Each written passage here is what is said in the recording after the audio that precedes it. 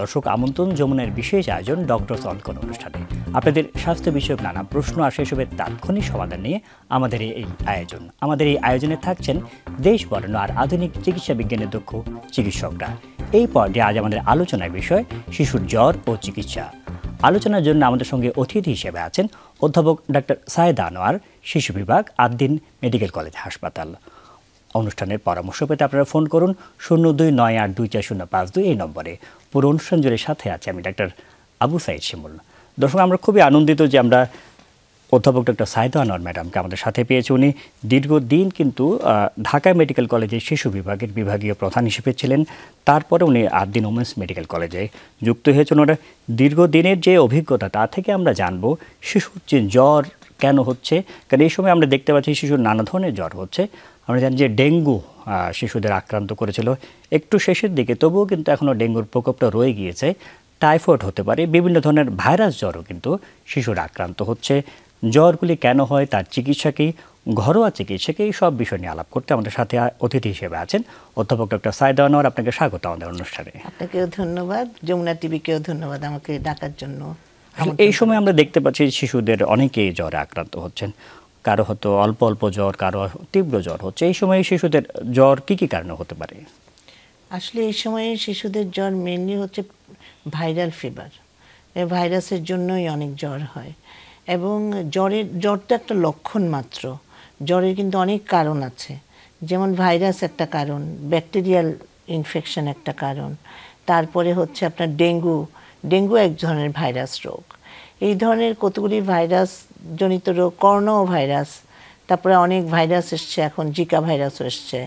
তো এইভাবে কিন্তু ভাইরাল ফিভারগুলি বেশি ভর করছে, প্লাস হচ্ছে আপনার ইয়েগুলি ব্যাকটেরিয়াল ইনফেকশনও হতে পারে, যেমন প্রস্রাবে ইনফেকশন, পেটে ইনফেকশন, টাইফয়েড ফিভার, এই ধরনের ইনফেকশনগুলো অনেক বড় কারণ হয়। কিন্তু শিশুদের দেখা যাচ্ছে ভাইরাস আক্রান্ত একটা বড় ধরনের অংশই আসলে ভাইরাস দ্বারা হয়।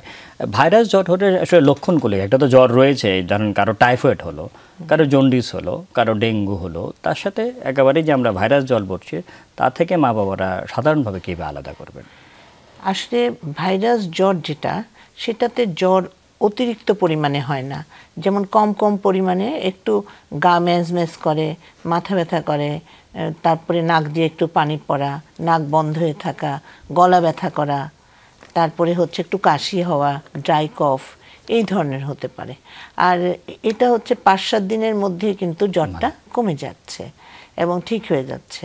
এটাই হচ্ছে ভাইরাস জ্বর। আর যে টাইফয়েড সেটা কি অনেক তীব্র জ্বর হয়? হ্যাঁ, টাইফয়েডে যেমন অনেক তীব্র জ্বর হবে, 102, 3, 4ও হয়ে যেতে পারে, এবং এতে পেট ব্যথা করবে, বাথরুম হয়তো কষা হতে পারে অথবা পাতলাও হতে পারে, পেট ব্যথার পরিমাণটা বেশি, খেতে চাইবে না, খাওয়া দাওয়াতে অরুচি থাকবে। এটা অবশ্য ভাইরাসেও হয়, খাওয়া দাওয়াতে অরুচি, এবং 7 দিনের বেশি জ্বর কন্টিনিউ করবে। এই যে আমরা বলছি যে জ্বর হলে আসলে ঘরোয়াভাবে ধরেন কি কি করণীয়? মা বাবারা তো জ্বর যখন হয় তখন তো খুব উদ্বেগ উৎকণ্ঠার মধ্যে থাকে, জ্বর কেন পড়ছে না। ওই সময়ে মা বাবাদের ঘরোয়াভাবে কি করণীয় রয়েছে? এটা খুব সুন্দর প্রশ্ন। মা বাবাদের আসলে ঘরোয়াভাবে যেটা করতে হবে সেটা হচ্ছে বাচ্চাকে একটু তরল খাবারটা বেশি খাওয়াতে হবে, যাতে ডিহাইড্রেশন হয়ে না যায়। জ্বরটা বেশি হলে কিন্তু পানি শূন্যতা হয়। এমনিতে তো শরীরের সারফেস এরিয়াটা কম বাচ্চাদের, যার জন্যে নাকি ফ্লুইডটা বেশি লস হয়। এই জন্য কিন্তু পানি জাতীয় খাবার, তরল জাতীয় খাবারটা বেশি খাওয়াতে হবে। বড়দের চেয়ে দেখা যাচ্ছে যে শিশুদের পানি শূন্যতা বা ডিহাইড্রেশন হওয়ার প্রবণতাটা একটু বেশি থাকে, সেজন্য তরল খাবার খাওয়াতে হবে। আর বাচ্চাদেরকে একটু কাপড়, একটা কাপড় অথবা 2টা কাপড়, যেটাতে বাচ্চাটা কমফোর্টেবল ফিল করে, সেরকম একটা কাপড় দিয়ে রাখতে হবে। আর বাচ্চাকে যদি জ্বর 100.4 ডিগ্রি সেলসিয়াসের বেশি হয়, 100-র উপরে হয়, তখন প্যারাসিটামল সিরাপ খাওয়াতে হবে। আদারওয়াইজ প্যারাসিটামল সিরাপ খাওয়ানোর দরকার নাই।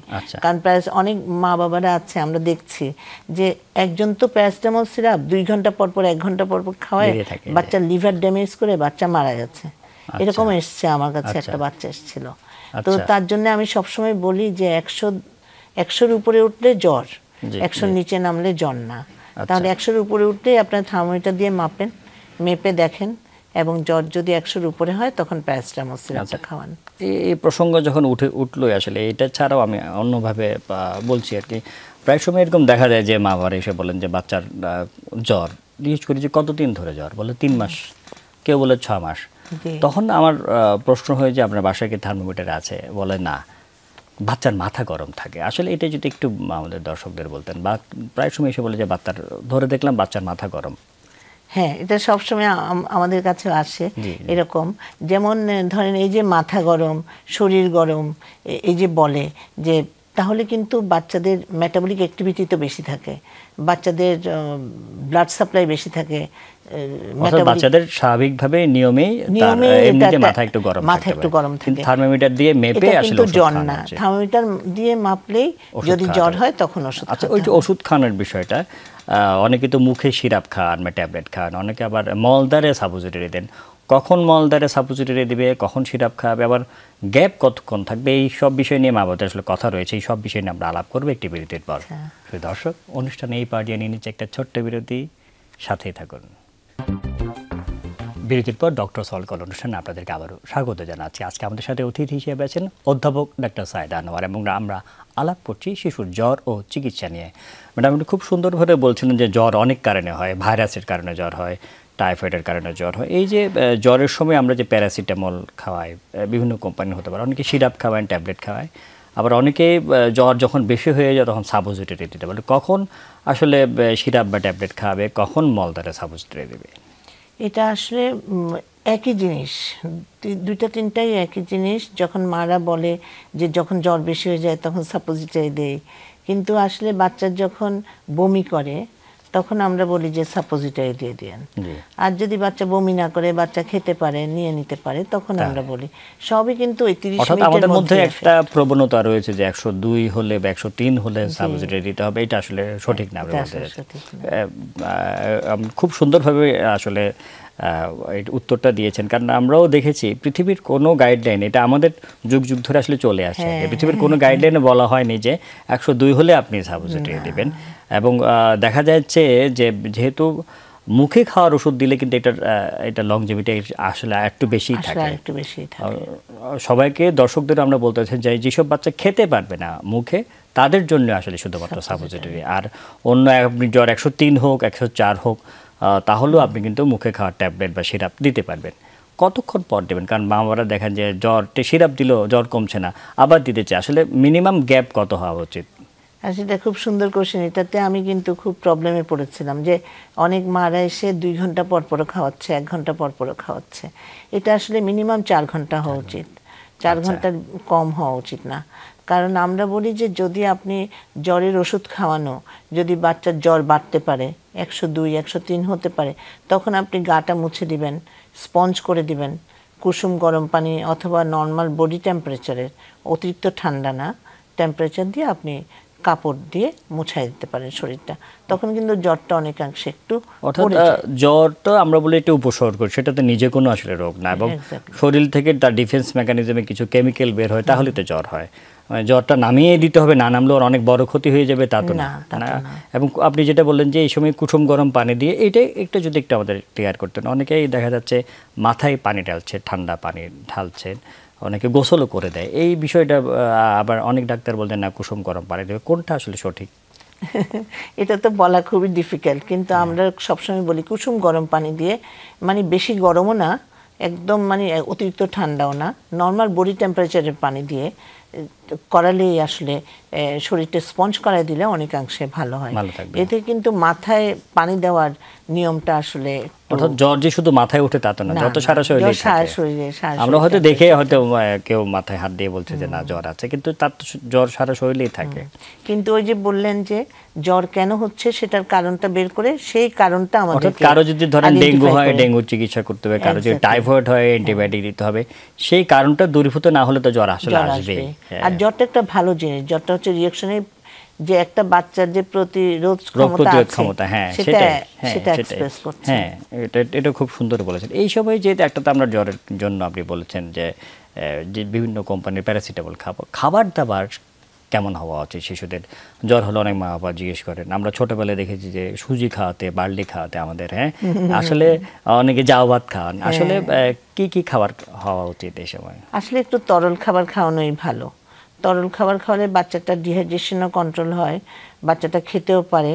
আর সলিড খাবার বাচ্চারা নিতে চায় না, তখন বাচ্চাদের একটু অ্যানোরেক্সিয়া থাকে, খাওয়ারও রুচি থাকে, খেতে চায় না, বমি করতে চায়।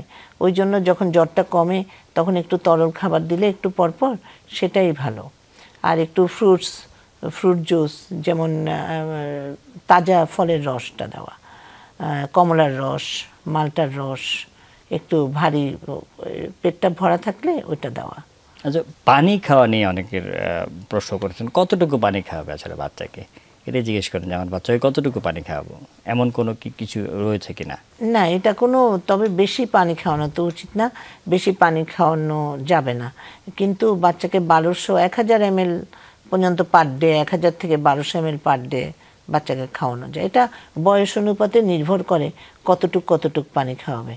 তবে অ্যাজ এ হোল 1000 ml পর্যন্ত। মায়ের দুধ খাওয়ানোর ক্ষেত্রে কি কোনো নির্দেশনা রয়েছে কিনা? সময় মায়ের দুধ খাওয়ালে কতটুকু খাওয়াবে, কি খাওয়াতে পারবে?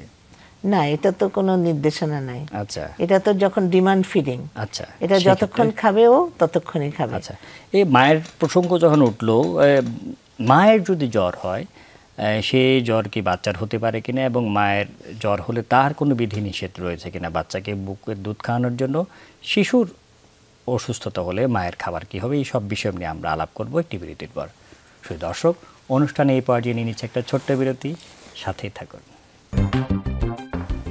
বিরতির পর ডক্টর সলকল অনুষ্ঠানে আপনাদেরকে আবারও স্বাগত জানাচ্ছি। আজকে আমাদের সাথে অতিথি হিসেবে আছেন অধ্যাপক ডাক্তার সাইদা আনোয়ার, এবং আমরা আলাপ করছি শিশুর জ্বর এবং চিকিৎসা নিয়ে।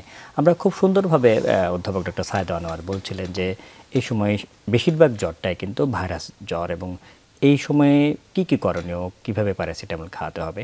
আমরা একটু বিরতির আগে জানতে চেয়েছিলাম আপনার কাছে যে মায়েদের খাবারের আসলে এই সময় কি কি খাবে তারা, মায়ের বাচ্চার যদি জ্বর হয়।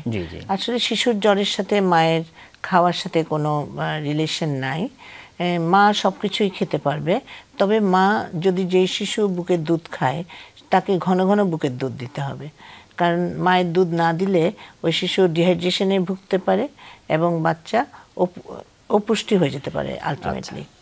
এই যে অনেক সময় এটা তো হয়, এটা তো বললেন বাচ্চার জ্বর হলে, কিন্তু মায়েরও তো জ্বর হয়, এবং মায়ের জ্বর হলে ওই সময় কি যারা স্তন্যদায়ী মা রয়েছেন, যারা ব্রেস্ট ফিডিং করান, তাদেরকে বুকের দুধ খাওয়াতে পারবেন? হ্যাঁ, খাওয়াতে পারবে। আর জ্বরটা তো হচ্ছে ভাইরাস জ্বর। এই ভাইরাস কিন্তু বাতাসে ঘুরে, এটা মায়ের থেকে যে বাচ্চার জ্বর হচ্ছে তা না, বাবার জ্বর থাকলেও মায়ের জ্বর। এইটাই আমি বলতে চাচ্ছি, ক্লোজ জায়গায় যারা থাকে বাবার থেকেও হতে পারে, মানে শুধুমাত্র যে তার বুকের দুধ খাওয়ালেই যে হচ্ছে তা না, একই সাথে যেহেতু আছেন। এখন আমরা যদি একটা ক্লোজ গ্রুপের মধ্যে 2-3 জন থাকে, একজন হলে তো একজনের জ্বর হতেই পারে, সেইভাবে হবে আর কি। কিন্তু আলাদাভাবে যে মায়ের একটু বেশি পরিমাণে হবে সেরকম কিছু না। একটু প্রতিরোধের দিকে যেতে চাই, যেহেতু এখন অনেকেই ভাইরাস জ্বর হচ্ছে, আমরা দেখেছি যে ঘরে ঘরে এবং জ্বর, একটু যদি বলতো যে এই জ্বর না হওয়ার জন্য কি কি আসলে নিয়ম মানা উচিত মা বাবাদের? প্রথমত আসলে যেটা করা উচিত সেটা বাচ্চাকে যত কম বের করা যায়। শিশুদের আসলে কোনো মাস্ক থাকে না, তো অর্থাৎ আপনি বলতে চাচ্ছেন যারা খুব অল্প বয়স, যারা স্কুলে যাচ্ছে তারা, কিন্তু একেবারে ছোট যারা, তাদেরকে পারতপক্ষে বের না করা। বিশেষ করে ভিড়ের মধ্যে, যদি অনেকে মেলায় যায় বা হাসপাতালে নিয়ে যায়, ভিড়ের মধ্যে যতটুকু সম্ভব না করা। আর যারা স্কুল গোয়িং তাদেরকে মাস্ক পরানো অভ্যাস করা। মাস্ক পরলে কিন্তু অনেকাংশে এই যে অ্যালার্জি, এই যে ভাইরাল ফিভার, এগুলো কিন্তু অনেকাংশে কমে যায়। আচ্ছা, আমরা দেখেছি যে কোভিডের সময়ে বাচ্চাদের অ্যাজমা কিন্তু অনেক কমে গেছিল, এবং তখন অবশ্য পলিউশনও ছিল না, তখন ওই যে গাড়ি ঘোড়াও কম চলতো, তো দেশের মধ্যে পলিউশনটা কম ছিল। ফলে হচ্ছে কি অ্যাজমার ইনসিডেন্সটাও কিন্তু কমে যায় বাচ্চাদের যদি মাস্ক পরে।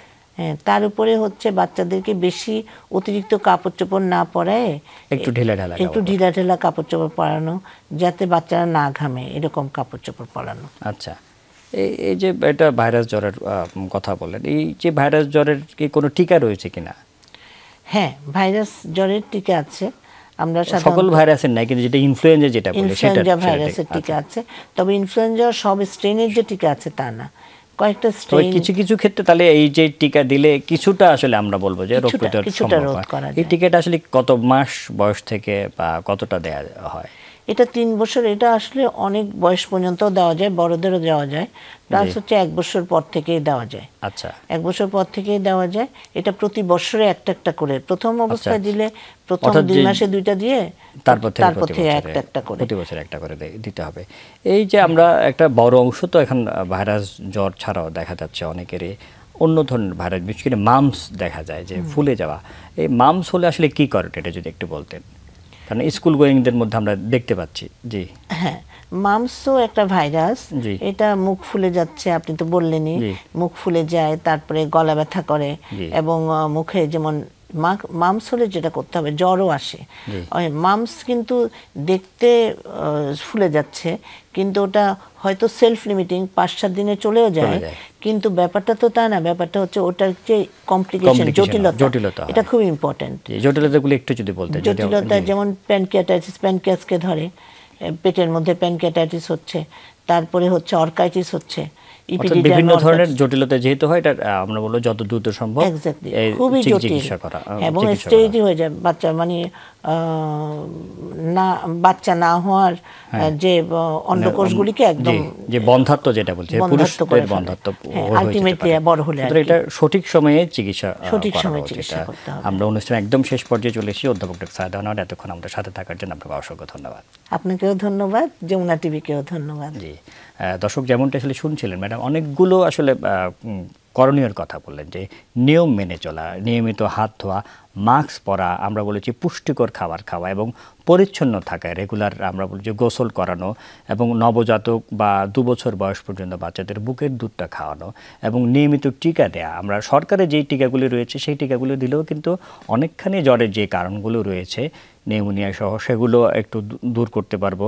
আমরা ইনফ্লুয়েঞ্জা টিকা দিতে পারি। 2 বছর বয়সের বেশি বয়সী বাচ্চাদেরকে টাইফয়েডের ভ্যাকসিনও দেওয়া যায় 3 বছর পর পর। নিয়ম মানাটা আসলে সবচেয়ে বেশি জরুরি। সেই সাথে আমরা বলছি পুষ্টিকর খাবার খাওয়া, টিকা দেওয়া, তাতেই কিন্তু শিশুরা জ্বর থেকে অনেকখানি মুক্ত থাকতে পারবে। জ্বর সহ যে কোনো রোগ থেকে আমরা মুক্ত থাকি। এই কামনে আজকের মধ্যে বিদায় নিচ্ছি। আল্লাহ হাফিজ।